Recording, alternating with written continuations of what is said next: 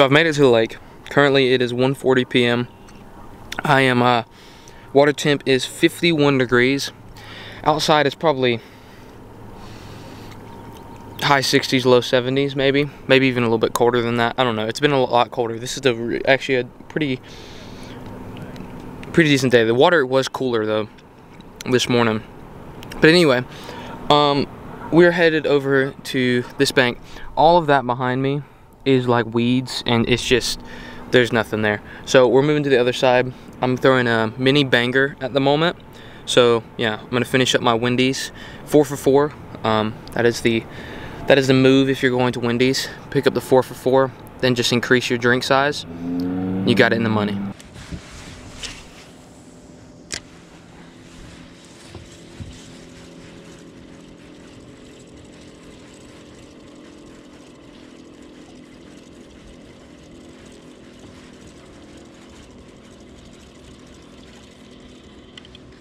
Now, I'm actually going to switch up the crankbait here, and the reason being is this crankbait that I'm currently throwing, this mini banger, is sitting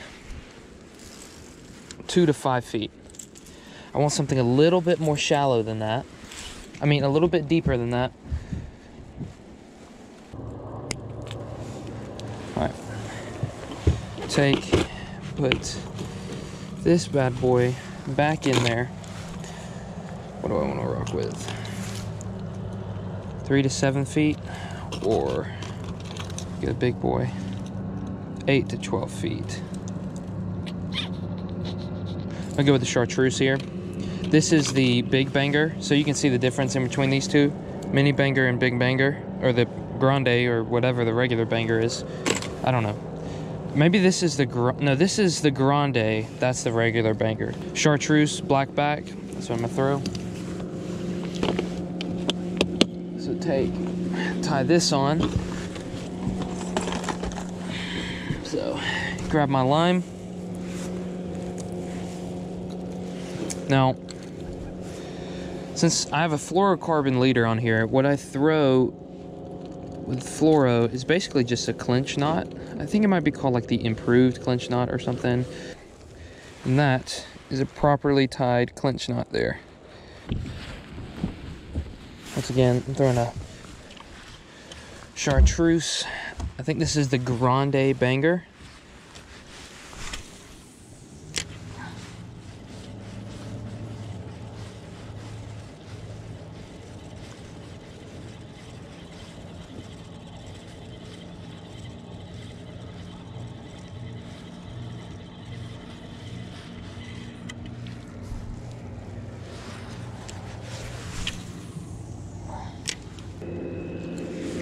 Now, honestly, throwing a big crankbait like this, I should probably be throwing this on a rod with a little bit more of a spine on it. Something that can handle a little bit, you know, something maybe medium heavy. This is just a medium light here, so this is a, or just a, I think it's just a regular medium actually. So I should be throwing something just a little bit probably stronger here. But this is what I tied on. This is what I want to tie on. I don't want to mess with my other rods.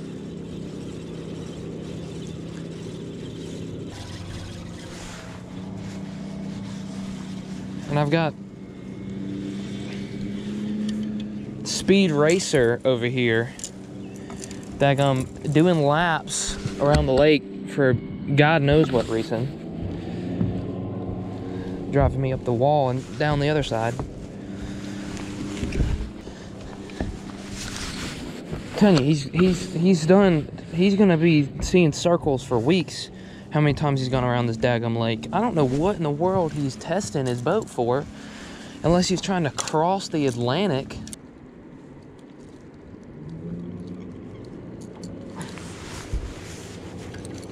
Oh Lord, he's coming straight at me. Speed Racer over there is coming straight at me. Golly, dude. He's accelerating again. Look at this moron.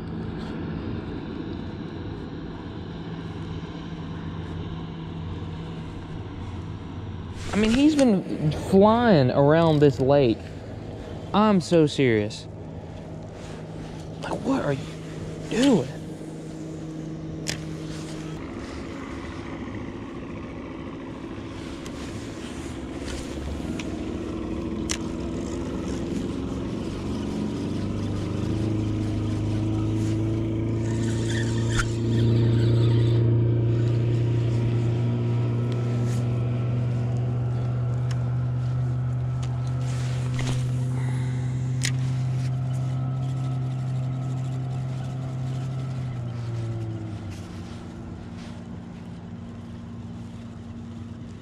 Yo, I cannot catch fish, dude. I mean, it's ridiculous. It's utterly ridiculous.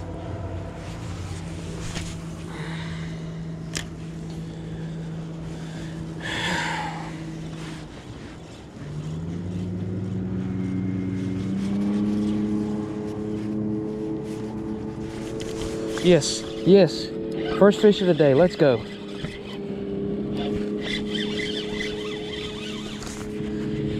Oh, it's a beauty too. It's a beauty. Let's go. We will take you. Yes, sir.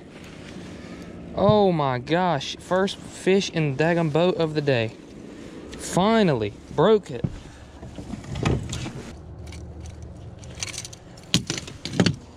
First fish of the day. A beautiful largemouth bass. Decent size, just pretty. Got a little bit of beating on his head. Just a beautiful fish though. That's the first fish of the day. Oh. All right, time for the release. Oh, and a little spin around. That is why I switched up what I was throwing, and I was trying to explain to everybody, and I explained to you that you gotta realize, you gotta use, if you have the capability to use graphs, you gotta use graphs. If I didn't use a graph, I would have been lost all day today. But I finally figured out where they're at. They're suspended. They're not sitting shallow, they're not real deep, they're gonna be suspended right around. I was ripping this around, and if you look on here, ripping this grande, I think this is the grande banger, chartreuse, black back, and if you look on the bottom there, that says I gotta figure out y'all can read that. 3 to 7 feet, okay? And I was ripping it decently hard, so I was probably 5 or 6 feet down. He tore it up. If you stay shallow, wouldn't have got that fish.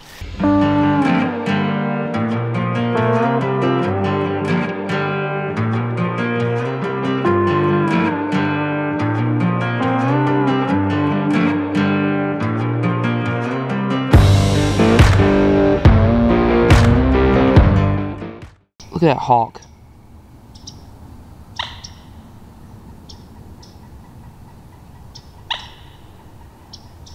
You can see him moving his head. He's turned and looked at me. What a cool bird. That's all I can see out here is just birds. I got this bird over here dancing. I got a hawk up there praying. And I got 2 little ducks down here swimming. But guess what? I ain't got no fish. Alright, so I'm pretty much going to call it a day now. It's about 30 minutes until sunset. I'm just going to do a lap in the boat, let it run for a little bit, because this is the first time I'm taking it out. So I'm going to do a couple laps in the boat. I'm not going to do speed racer. There was another guy out here. Man, he was just tearing it up for hours today. I don't know why, just running it. But I'm going to basically leave you with a little bit of advice as far as what was efficient and effective today to allow me to catch fish. First off, it was good weather. It wasn't great weather, but it was good weather. And I know what you're saying, that you only caught 1 fish. Yes, that is true. But I spent the first half of my time here fishing the wrong spot. And then I finally decided to stop and really take a look at the graph and see what was showing up on the graph. I had the resources, I just wasn't using them, which is like the definition of stupid. If you have it and you don't use it, then what did you get it for? And so I wasn't using it like I should have been, and then I finally stopped and I started using it. I realized, yeah, I'm sitting in an area that there's really no fish activity here because the fish aren't here. The fish aren't hanging out in this depth. Not to say there was no fish in that area. There probably was, but my likelihood of catching them was very slim. There wasn't a large volume of fish, and then also I was throwing bait that was not efficient in that water depth. So I switched it up and I moved around a little bit, and then I found a spot that had good depth and it had a little bit of like a drop off, and on that drop off you saw there were fish hanging out. I then switched up my baits and I went with, like I told you, the Grande Banger in this chartreuse black back, and it was the right setup. It was sitting there, I was digging it, and it was dropping about 5 or 6 feet down there, and it was suspending down there, and those suspended fish were right there. And basically what I'm going to take away from this is, if you've been fishing or you've been following modern day fishing, you know that right now a big thing that's blowing up is Panoptics. It's this new style of graph. It's a couple years old, and it's this new style graph that's really getting a lot of recognition today, and that is it's really good. It's incredible technology, and it's basically like a ultrasound for fish. That's really what it is. And it's the modern thing, and it's really good. But if you don't know how to use it, then it's no good for you. And that's the same thing.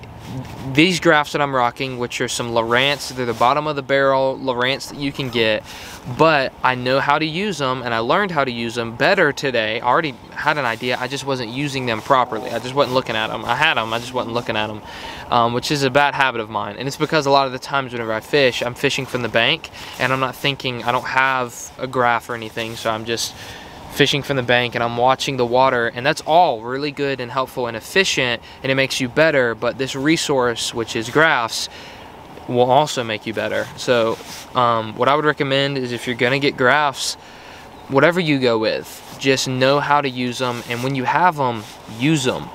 Don't just go out there and just cast and not pay attention to your graphs and go, okay, wait a minute, these graphs, I'm not seeing anything here. Maybe I should switch it up. Switch it up. You're not seeing anything there, switch it up again. See where you start seeing fish and start correlating that. If you see a correlation 6 or 7 feet, I'm seeing fish. Shallower, I'm seeing nothing, and a lot deeper, I might see 1 or 2, but they're really suspended.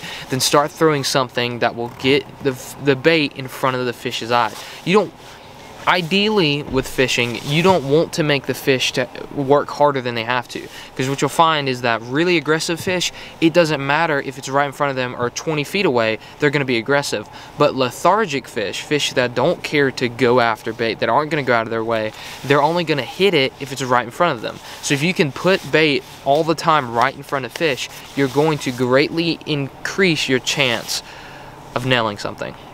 Hope you enjoyed today's video, and I'll catch you all in the next one. Peace.